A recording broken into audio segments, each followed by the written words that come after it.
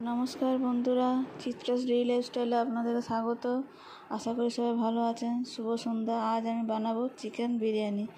চলুন দেখে নিই কীভাবে বানাচ্ছি। আমি নিয়ে নিয়েছি বাসমতি চাল 500 গ্রাম, দুটো পেঁয়াজ কুচি করে নিয়েছি, আর মশলাতে দুটো পেঁয়াজ, রসুন, আদা বেটে নিয়েছি। বেরেস্তার জন্য পেঁয়াজ কেটে রেখেছি। এদিকে 3টে ডিম দিয়েছি, 500 চিকেন নিয়েছি, বিরিয়ানি মশলা, মিঠা আতর, এগুলো নিয়েছি। এখন আমি চালটা আগে ভিজিয়ে রাখবো, একটু 1 ঘন্টার মতো ভিজিয়ে রাখবো।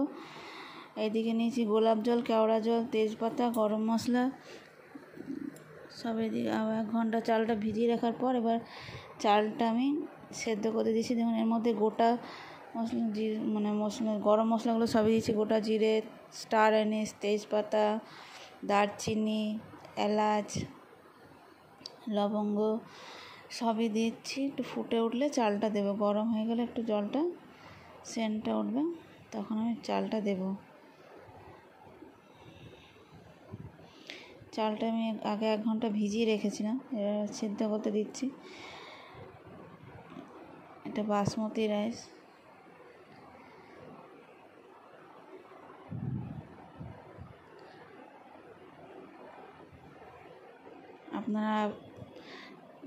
আপনাদের নিজস্ব পদ্ধতি অনেকে চিকেন বিরিয়ানি নিশ্চয়ই করেন। আমার পদ্ধতিতে কীভাবে করছি আপনারা দেখুন।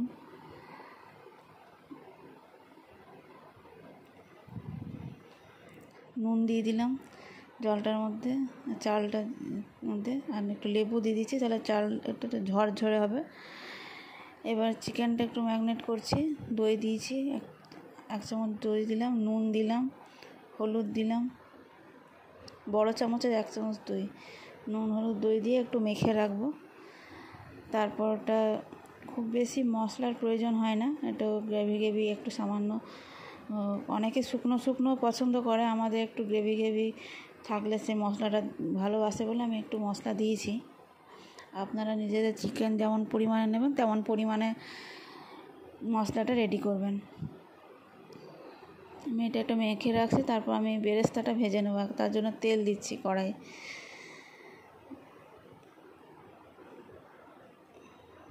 তেল দিয়ে আগে বেরেস্তাটা করে নেবো। বিরিয়ানিতে বেরেস্তাটা যা লাগবে শেষে সাজাবার সময়, তখন এই জন্য আগে বেরেস্তাটাই ভেজে তুলে রাখবো। হালকা একদম গোল্ডেন করে পেঁয়াজটা ভালো করে ভেজে নিতে হবে। দেখুন ভালো করে ভাজা হয়ে গেছে আমার, তুলবো এবারে।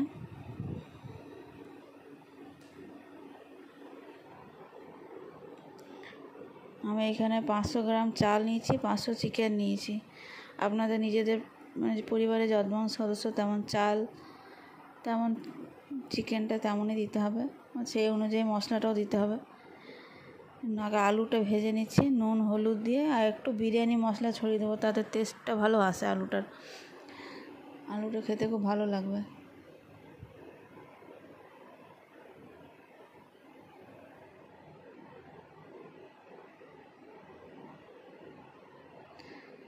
ভালো করে লাল লাল করে ভেজে নিতে হবে আলুটা।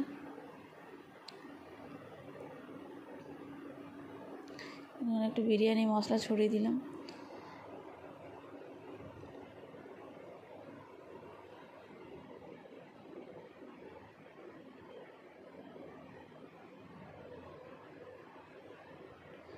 আলুগুলো আমার ভাজা হয়ে গেছে, এবার তুলে নেব বাটিতে তুলে নিচ্ছি। তারপর আবার ডিমটা ভেজে নেব হালকা করে তেলে। হালকা করে নুন একটু হলুদ দিয়ে ভাজলে তেলটা, আলুটা আর ডিমটার খেতে খুব ভালো লাগে।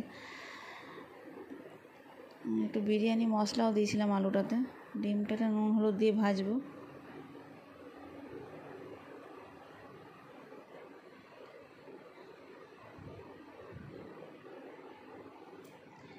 চালটা দেখছি আমি যে সেদ্ধ হয়েছে কিনা। চালটা প্রায় যখন 80% সেদ্ধ হবে তখন নামাতে হবে। এখন আর একটু হবে চালটা।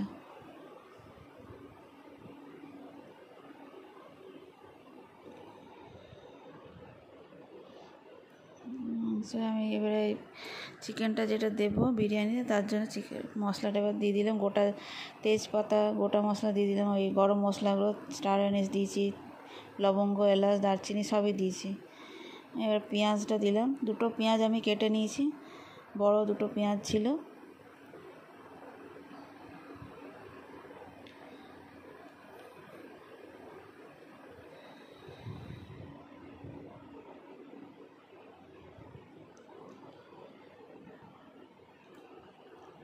পেঁয়াজটা লাল লাল করে নুনটা দিলাম, তাড়াতাড়ি ভাজা হয়ে যাবে, নরম হয়ে যাবে পেঁয়াজটা।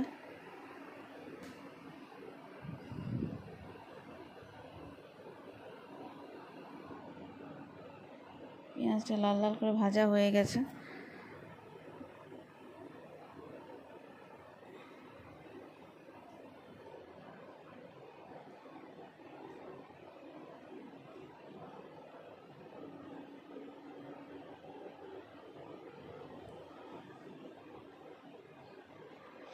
মশলাটাও দিয়ে দিলাম, মশলাটা দিয়ে ভালো করে কষে নেব।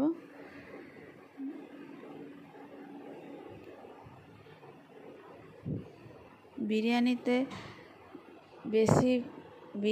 বেশি মশলার প্রচুর গ্রেভির প্রয়োজন হয় না, শুকনো শুকনোই মানে কড়াটাই মানে ভালো, ঝোল তো হবে না, এটা একটু কষা কষাই হবে। বিরিয়ানিতে চিকেনটা যেহেতু সাজিয়ে দেওয়ার জন্য প্রচুর মশলার প্রয়োজন হয় না। এবার একটু হলুদ, জিরে গুঁড়ো, ধনে গুঁড়ো সব দিয়ে দেবো। যখন জিরে গুঁড়ো, ধনে গুঁড়ো দিলাম, কাশ্মীরি লঙ্কা গুঁড়ো দেবো, কাশ্মীরি লঙ্কা গুঁড়ো দিয়ে দিলাম।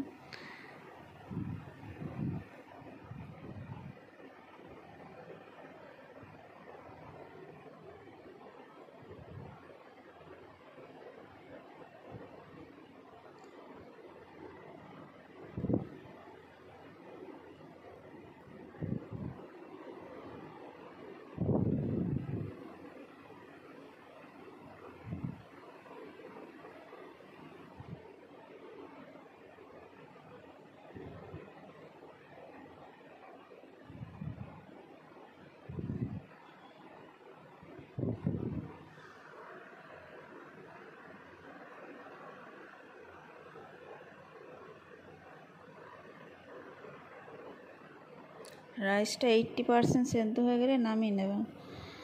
এবার আমার চিকেনটা কষা প্রায় হয়ে গেছে। এর মধ্যে আমি কেওড়া জল 2 চামচ, মানে 2 ঢাকনা করে দিচ্ছি। গোলাপ জল, কেওড়া জল চিকেনটার মধ্যেও 2 ঢাকনা করে দিচ্ছি।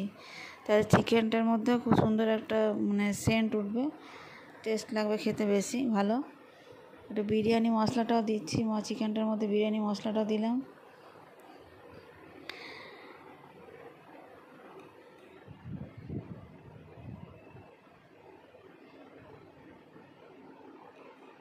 চিকেনের পিসগুলো একটু বড় বড় আছে বলে একটু ভালো করে কষিয়ে নিতে হবে সেদ্ধ হওয়া অবধি। এবারে দেখুন আমি সাজিয়ে নেব। 80% চালটা সেদ্ধ করে নিয়েছিলাম, দিয়ে এবারে এটা অর্ধেক আরও ভাপাতে দেবো, তখন বাকিটা সেদ্ধ হয়ে যাবে। সাজিয়ে নিচ্ছি, রাইসটা দিলাম, একটু একটু করে চিকেন যে রান্নাটা আমি করে রেখেছিলাম বিরিয়ানির জন্য সেটা দিচ্ছি। বেরেস্তাটা দিয়ে দিলাম, একটু করে বেরেস্তাটা দেবো, একটু করে বিরিয়ানি মশলা দেবো। আর আপনাদের মনে যদি হয় যে চিকেন একটু নুন কম আছে, রাইসে নুন কম, এখন নুন একটু ছড়িয়ে দেবেন। আমি নুনও একটু ছড়িয়ে দিলাম।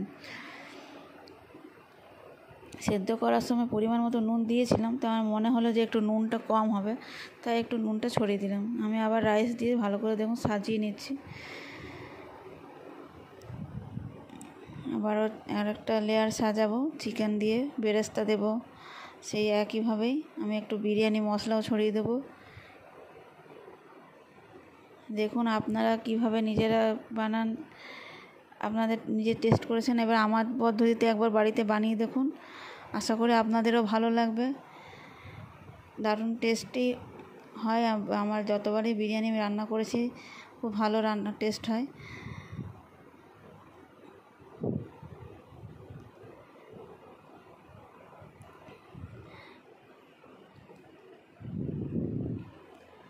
আমার চ্যানেলে অনেক কিছু নিরামিষই রান্নার আমি দিয়ে থাকি যে সবজি বলুন বা অন্য প্রিপারেশনগুলো নিরামিষই বেশি দিয়ে থাকি। তবে আমি চিকেন রান্না বলুন, মাছ রান্না, অনেক কিছু অন্য আমিষ রান্নাও আমি দেখাবো চ্যানেলে। এবং কেন মানে পরে আমি হয়তো আমার সঙ্গে থাকুন, আপনাদেরকে আমি সব গল্প শোনাবো কেনই বা আমি আলাদা করে রান্না করি, মাংস আমিষ রান্না আর নিরামিষ রান্না আলাদা হয় কেন, সে পরে সব বলবো। একদম সাজানো আমার সব হয়ে গেছে বেরেস্তা দিয়ে, চিকেনটা দিয়ে। এবার আমি ডিম আলুটা ভালো করে সাজিয়ে নিচ্ছি। আমার একটা বাটিতে আমি আগে একটু কেশর আর দুধ ভিজিয়ে রেখেছিলাম, গরম দুধে কেশর ভিজিয়ে রেখেছি, সেটাও দিয়ে দেবো। ওটা দেখানো হয়নি, আমি আগে ওটা ভিজিয়ে রেখেছিলাম, গরম দুধে একটু কেশর ভিজিয়ে। এই দেখুন আমি দিয়ে দিচ্ছি কেশর, দুধ ভেজানো। দেখুন কালারটা কত সুন্দর চলে এসেছে। আগে ভিজিয়ে রাখা হয়েছিল বলে অনেকটা সুন্দর কালারটা চলে এসেছে কেশরটা।